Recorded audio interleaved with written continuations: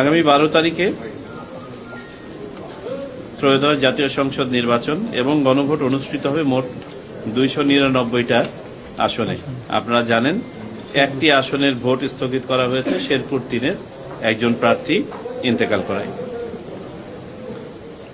যেমনটা আপনারা জানেন ভোট গ্রহণ অনুষ্ঠিত হবে সকাল 7:30টা থেকে বিকেল 4:30টা পর্যন্ত।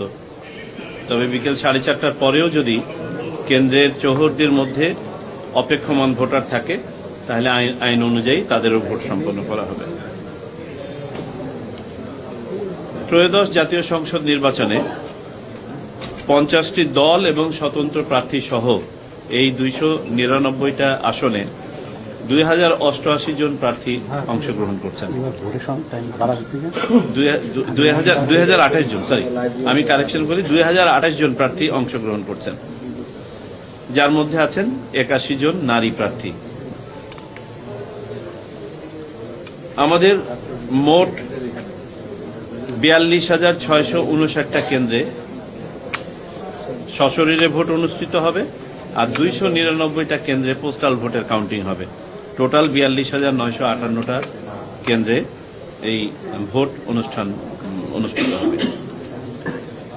যেগুলোতে সশরীরে ভোট অনুষ্ঠিত হবে ইন পার্সন ভোটিং এর জন্য, তার বলতে পারেন আনুমানিক 50% হচ্ছে আমরা সাধারণ কেন্দ্র হিসেবে চিহ্নিত করেছি, 50%কে আমরা গুরুত্বপূর্ণ, যেটাকে আমরা ইন্টারচেঞ্জেবলি অনেক সময় বলে থাকি ঝুঁকিপূর্ণ কেন্দ্র হিসাবে চিহ্নিত করেছি। আমাদের টোটাল ভোটার সংখ্যা আপনারা জানেন 12,77,00,000 বেশি, প্রায় 50-50 মেল এবং ফিমেল। পুরুষ হচ্ছে 6,48,00,000 আর ফিমেল হচ্ছে 6,28,00,000 মতো। পোস্টাল ভোটের ব্যাপারে বলি, পোস্টাল ভোটের আজকে সকাল পর্যন্ত রিটার্নিং অফিসারদের কাছে প্রায় 7,30,000 ব্যালট পৌঁছে গেছে।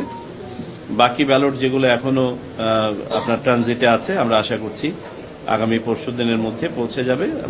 যেমনটা আমরা এন্টিসিপেট করতে পারি কিছু ওয়েস্টেজ তো থাকবেই, সেই ওয়েস্টেজ রেটটা কত দাঁড়াবে এটা ভোটের পরেই আমরা বলতে পারব। অবজারভারদের ব্যাপারে আমি বলি একটু। এই পর্যন্ত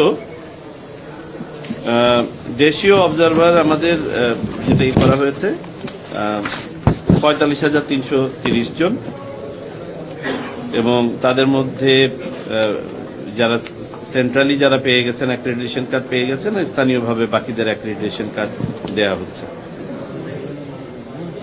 এই 45,000 অবজারভারের মধ্যে প্রায় 350 আছেন বিদেশি অবজারভার, প্রায় 350। সংখ্যাটা আরো একটু বাড়তে পারে, আগামী কালকে নাগাদ আমরা আরো এক্স্যাক্টলি বলতে পারব। সংবাদকর্মী এবং জার্নালিস্টদের ব্যাপারে বলি, এই পর্যন্ত নিবন্ধন করেছেন প্রায় 9,700 জন, যার মধ্যে 156 জন মতো বিদেশি।